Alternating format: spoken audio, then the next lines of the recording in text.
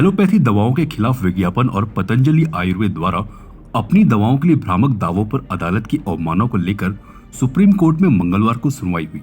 Justice हिमा कोहली और justice Ahsanuddin Amanullah की bench में जब इस मामले की सुनवाई की, तब कोर्ट रूम में योग गुरु रामदेव और पतंजलि आयुर्वेद के एमडी आचार्य बालकृष्ण मौजूद थे।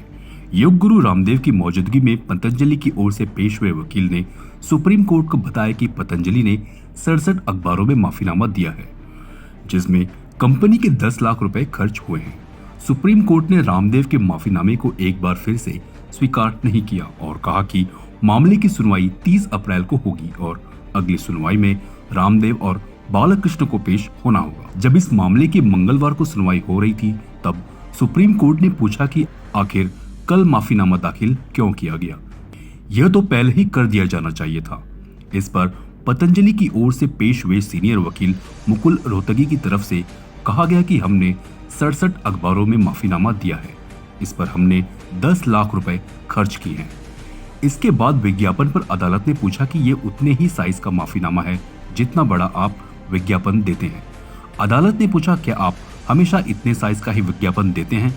जब पतंजलि के वकील मुकुल रोहतगी ने कहा कि कंपनी ने विज्ञापन पर लाखों खर्च किए हैं, तो अदालत ने जवाब दिया कि इसकी हमें कोई चिंता नहीं।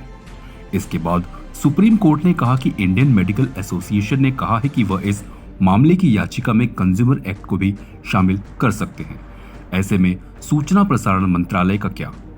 हमने देखा है कि पतंजलि मामले में टीवी पर दिखाया जा रहा है कि कोर्ट क्या कह रहा है। ठीक उसी समय एक हिस्से में पतंजलि का विज्ञापन चल रहा है। सुप्रीम कोर्ट ने सरकार से पूछा कि आयुष मंत्रालय ने नियम 170 को वापस लेने का फैसला क्यों किया। क्या आपके पास यह कहने का अधिकार है कि मौजूदा नियम का पालन न करें? क्या यह मनमाना नहीं है? क्या आपको प्रकाशित होने वाली चीजों की बजाय राजस्व की अधिक चिंता नहीं है? सुप्रीम कोर्ट ने आगे कहा कि पतंजलि की तरफ से बताया गया कि उसकी तरफ से माफीनामा प्रकाशित किया गया है, हालांकि ये बात रिकॉर्ड पर नहीं है। इसके बाद मुकुल रोहतगी ने कहा कि आज ही वे इसे रिकॉर्ड पर डालेंगे। इस पर बेंच ने कहा कि मामला केवल पतंजलि तक ही नहीं, बल्कि दूसरे कंपनियों के भ्रामक विज्ञापनों को लेकर भी चिंता है। सुप्रीम कोर्ट ने पतंजलि को साफ तौर पर कहा कि माफीनामे का नया विज्ञापन भी पतंजलि को प्रकाशित करना होगा और उसे भी रिकॉर्ड पर लाना होगा। CEN न्यूज, देश प्रदेश की ताजा तरीन खबरों के लिए CEN न्यूज को सब्सक्राइब करें और रहें पल पल की खबर से हर पल बाखबर।